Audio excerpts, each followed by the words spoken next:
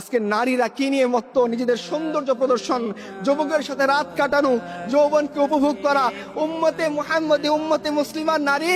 আরে তোমরা শোনো, রাসূলুল্লাহ সাল্লাল্লাহু আলাইহি সাল্লামের স্ত্রী আমাদের আম্মা জান আয়েশা রাদিয়াল্লাহু আনহা বলছেন যে যখন আমার ঘরে আমার রসুল, আমার স্বামী আল্লাহ রসুলের কবর ছিল, আমার পিতা আবু বকরের কবর ছিল, আমি পোশাক যতটুকু খুললেই নয় অতটুকু খুলতাম।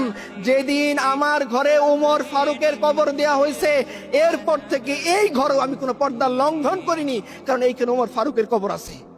আর আজকে উম্মতে মুসলিমার নারী সে চ্যাট গ্রুপে বলে সে কয়টা পুরুষকে খাইছে। আল্লাহ লানত তোমাদের উপরে।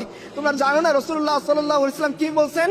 তিনি বলছেন এমন একদল নারী আসবে যাদেরকে আমি দেখিনি, তারা পোশাক পরা সত্ত্বেও উলঙ্গ থাকবে, তারা জান্নাতে যাবে না, তো যাবে না, জান্নাতের ঘ্রাণও পাবে না। তোমরা শুনোনি এই কথা? তোমরা উম্মতে মুসলিমার নারী, আর তোমরা যুবকদের সাথে গিয়ে এই বাজে কাজে লিপ্ত হও। তোমরা ভ্যালেন্টাইন্স ডে উৎপন্ন করো, তোমাদের দেখে তো শয়তানও হাসে। তোমরা কি ধরনের সংস্কৃতি বেছে নিয়েছো?